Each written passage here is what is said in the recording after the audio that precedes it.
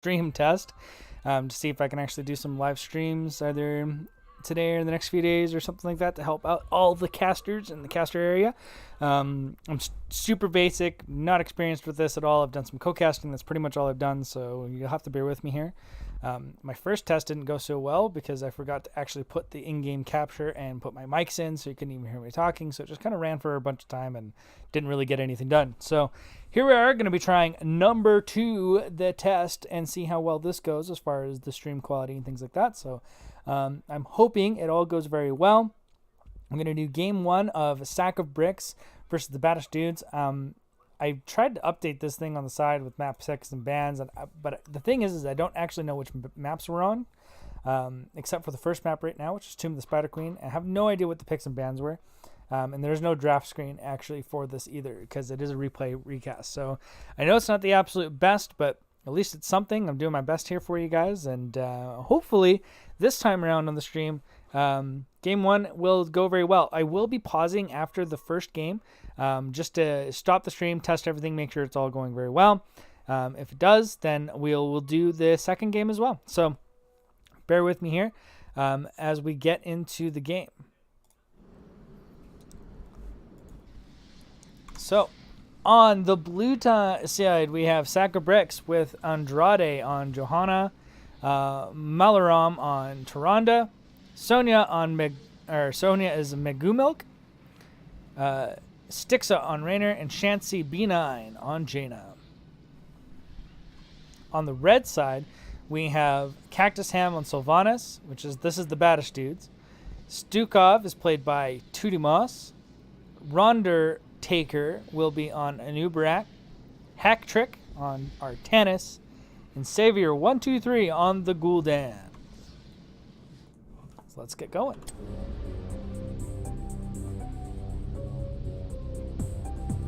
So interesting compositions, pretty decent, more or less standard meta that we see currently in Division D. Nothing too tricky or fancy. We do have a Sonya, which isn't played quite as often, and Artanis, of course, is also interesting to see in this matchup, but still very solid bruisers, still very good things. Jaina Raynor is a very classic combination. Johanna is a very strong tank, especially on this map. And Tyrande is, of course, one of the top healers currently. Stukov is also rounding up in those numbers. Gul'dan is very strong on this map with lots of wave clear and a lot of easy stacks for his E if he's good with it. And Sylvanas is just kind of a monster right now. With the right builds, she can just absolutely destroy any team fights very, very well. She also amplifies the objective on the map. We'll see how this goes. Anubarak is also one of the strongest tanks in the game. Currently speaking, very good for picks, very good for heals. He's just got it all going for him. And we have very standard rotations mid-top and happening at the side of Sack of Bricks. 4-man rotations, mid-top. And we see a gank attempt come down here in the bottom lane, going down to the build-up, and he's getting sloppy low, going very, very, very low. I don't know if he makes it out of here. He's spinning to win to get out. He just gets out with 100 health, but with Patrick going over the wall with the Artanis blade dash, does go down. So successful pick. We just have these two making sure that they maintain the lanes and grab all the coins while these guys continue to perform on rotation. So that's a slight advantage for the side of the Baddest Dudes. We do have an early camp pickup here from the side of the Baddest Dudes, though, with Sylvanas going for that sneaky siege camp in the bottom lane.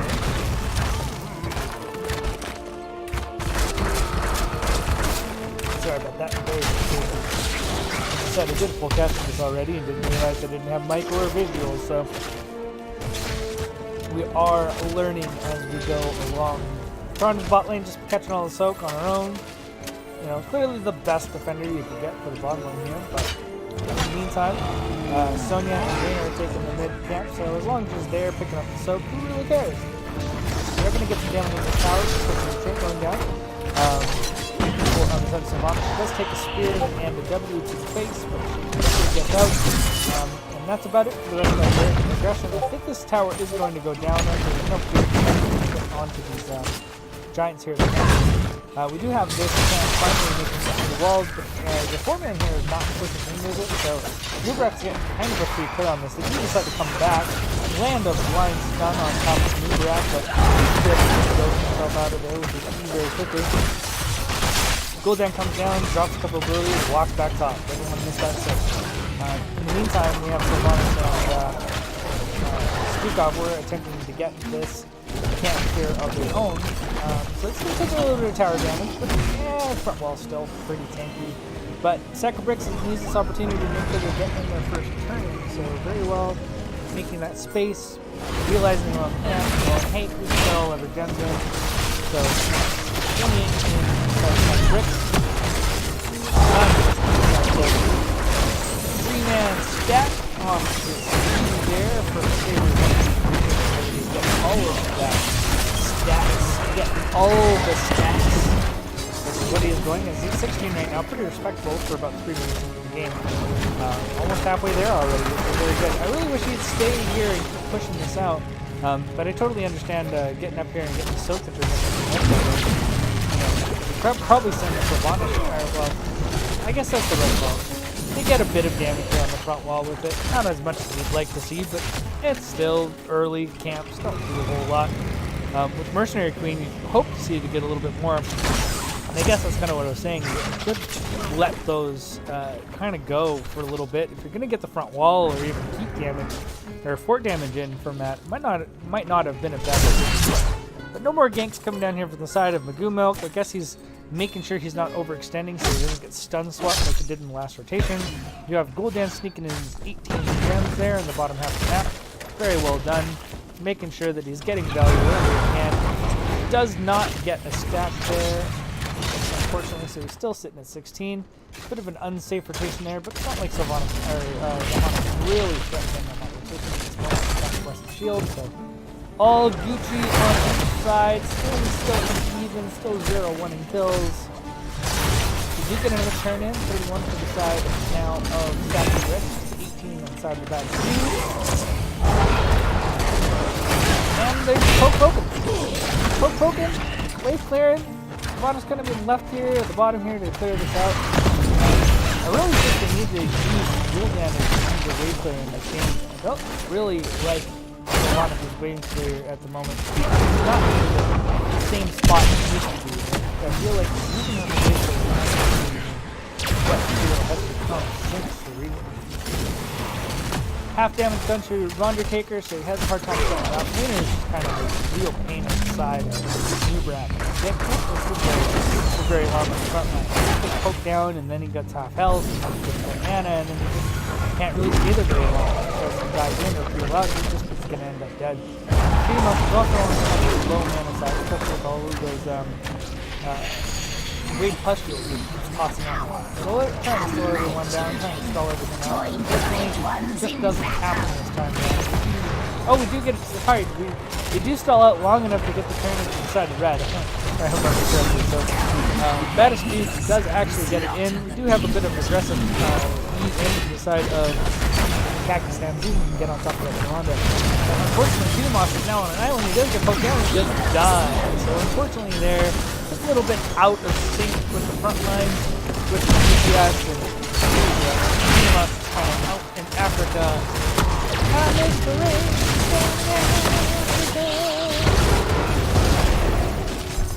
And top left Weaver gets cleaned up pretty quickly, so we have Sylvanas rotating quickly into the mid lane. See if he can get his towers down. Does get one tower, does get a gate.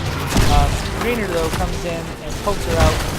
Nope, I'm out of here. So it looks like the rotation is not going to go mid lane, or bottom lane.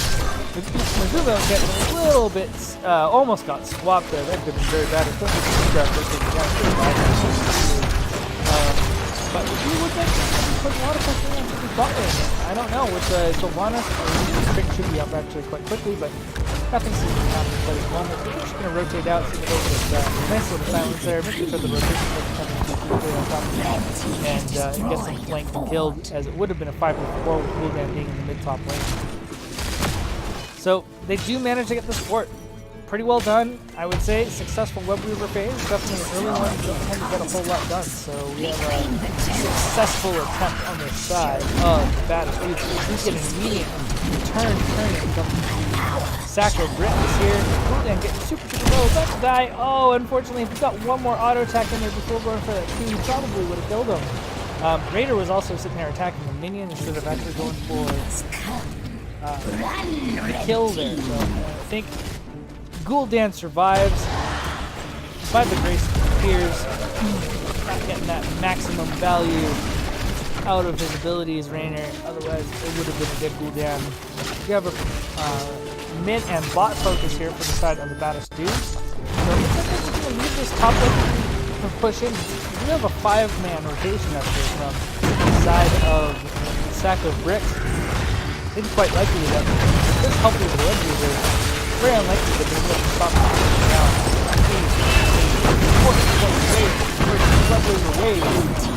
Sacco Bricks and from the Baddest dudes. So Gul'dan's just going to quickly clear this out now. All the pressure is off.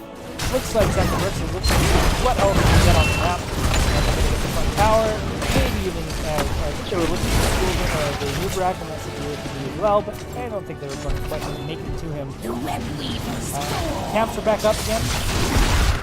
Bruised camp on each side of the map. We do have another turn-in possible for the side of Sacco Bricks. They're just going to clear out this bottom lane. There was a steep camp capture in the bottom lane there as well, after probably right before the or during the web removal phase, or the turn-in phase for Sacco Bricks. So that pushed out that bottom lane pretty well. They probably could have just captured that left and gone for the mid top. Might not have lost the top at all game at the right time, but we're sure it's gonna. Anyways, we see both teams costing for a mid fight here on the stand. Both teams are ready to get this up. Active to be very, very slow. Kind of man. Way in the back line, trying to finish the on it. Hacktrick is almost down. It looks like he's going to be catching that as well. So 3-for-1 trade inside of Sacco Bricks. And I think that is a positive trade for them. And a free turn-in with a very healthy mercenary camp here as well. So this fort is definitely going to go down as far as I can see. These guys aren't going to be up nearly enough time to get it off. So both web weavers actually at mid and top lane are going to be threatening to keep walls. And that's quite scary for the side of the Baddest dudes. Gul'dan a little bit out front. If that left shield is ready, he's dead. Takes the shield behind the walls, lots of damage. This thing is super healthy. All of the spell armor and everything. Whether there's nothing a whole lot of situation. And it seems to be that they get a pick off there. It looks like the bottom wall. And it seems to be that someone might be looking for it. They can't look for that. Nothing happening so far. It's super good to counter damage on there. A bunch of stuff that we can burn down. The penalty part is going to go down. That is a dead Sylvanas. And the new track almost looks like if he can. He's definitely having to be up to see his Webber going down. This is like the here, but half the team is on the other half. Guys, he's not quite ready to get the damage up. This is an absolute crazy. Can't go for a at this point. I'd really like to see them rotate up here and see if this keeps them going down. But instead they're going to see if they can get some picks off of that silence. Very good silence to throw them off, but I think this is just going to guarantee to keep down on the side of the Baddest dudes, and that is hella good value for the side of Sacco Bricks. I think we're looking to be able to see if they can snipe this fort. They do have a wave. I think there's a full front wall. Spinning siege damage on the side. With the Rainer, Dana. So should be able to burn through this, especially since Baddest is not in any type of position to really defend this. I don't know if they're going to fully commit to it though, because it is a give them a window of opportunity to get an engagement done. And as I suspected, nothing really happens. They're going to just steal this camp from the bot lane, and that's going to be that. We have a web weaver possibility from the side of the Baddest dudes, and have an opportunity to get back into this game if they can get some picks. They're going to go grab this mercenary camp. See, helps them push out and get those turn-ins quite easy. Of course, that's going to give an easy turn-in to the side of the Sacred. The Baddest dudes just kind of prep up their lane. They do have a 15 to 14 fight that they can absolutely look to get. Especially with this Rainer out in Africa. I would have loved to see a dive from the Nubrak onto him and use the follow-up. It looks like Rainer's already out, taking a bunch of damage to the side of the Baddest dudes. Dudez saving everyone really bad.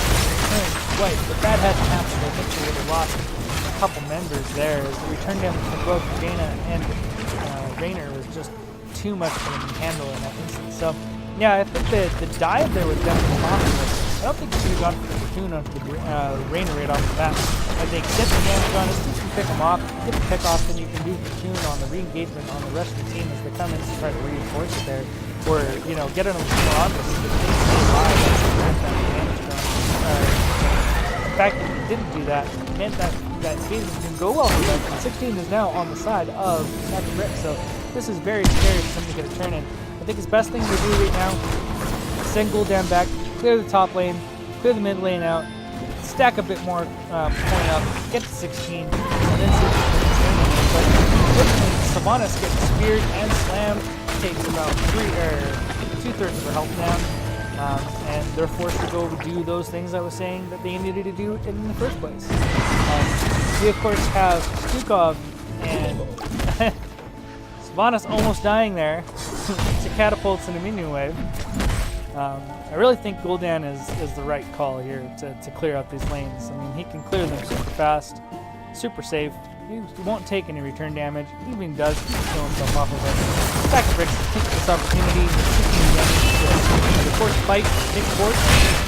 Looks like the Baddest dudes doesn't want to give him the fight, so they're going to take the fort.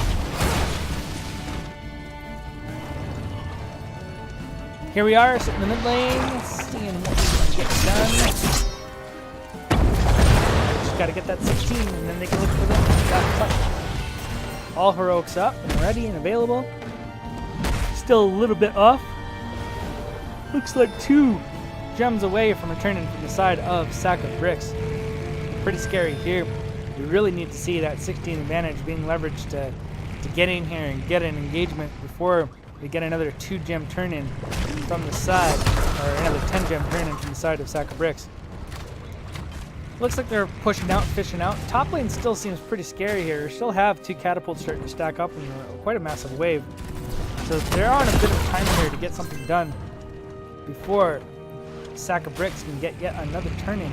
It looks like they're just going to give them a free turn-in. Yeah, Sacred Bricks started the turn-in first, so there's no way that Baddest dudes is going to get that in without being delayed. And no way they're going to get it in first, so this is looking very scary for the side of the Baddest dudes.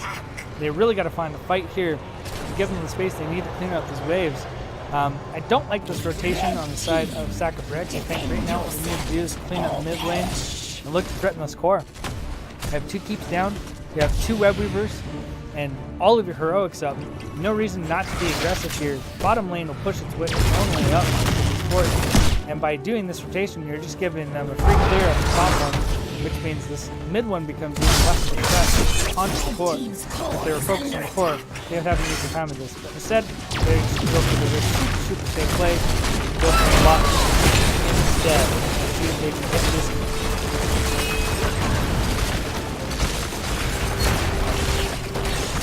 Now, everybody's ready to fight.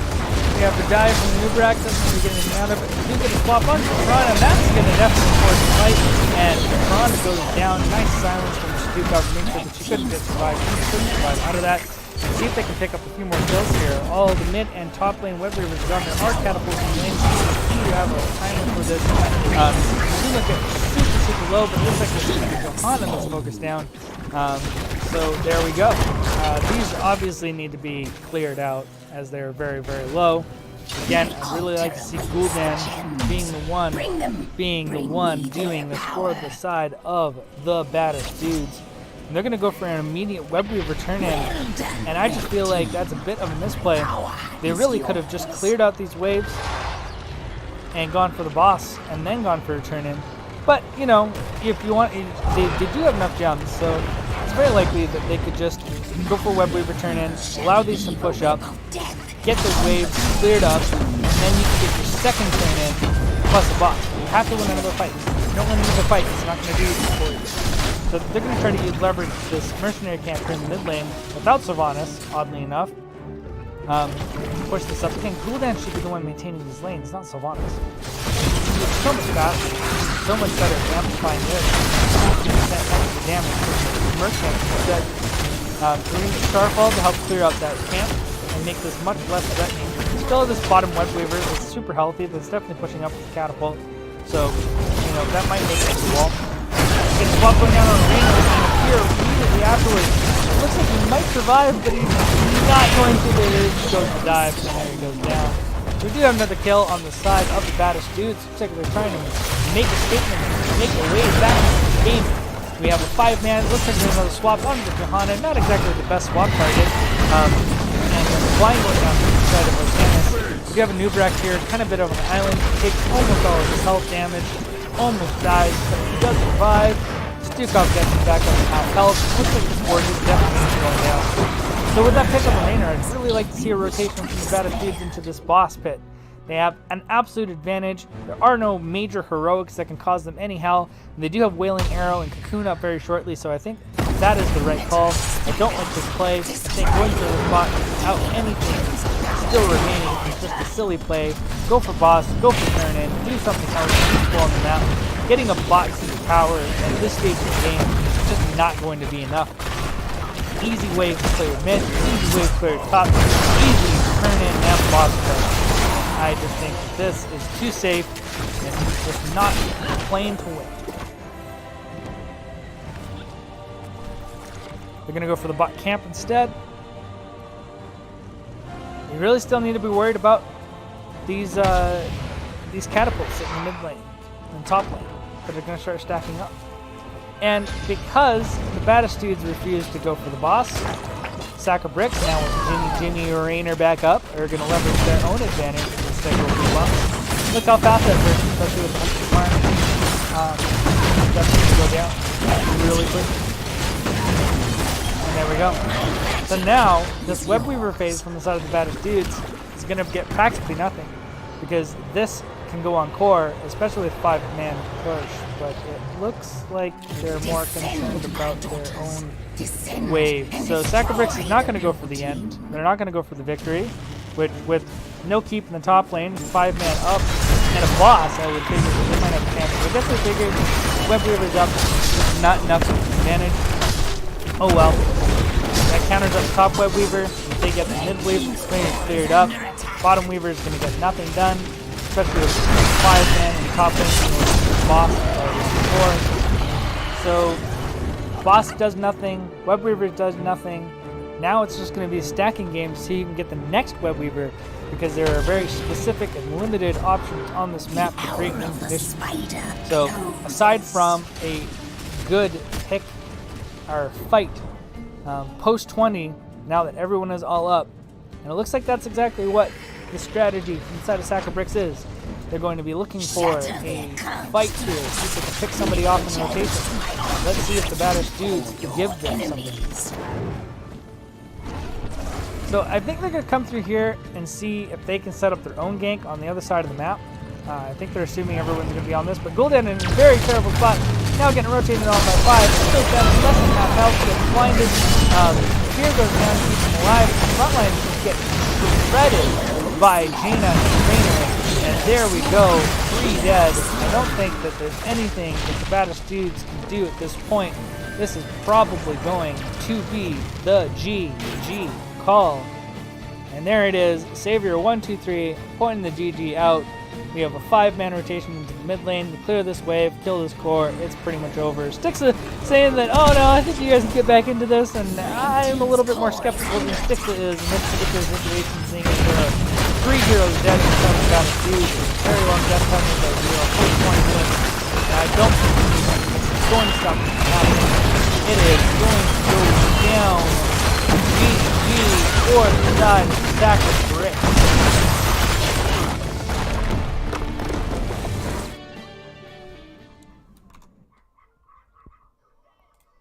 Alrighty then. So, as I said before, I'm just going to stop the stream there. I'm going to check everything. If everything went gravy, I'm going to follow that up with the second cast of the second game. If not, well, we'll fix whatever we can, and we'll go from there.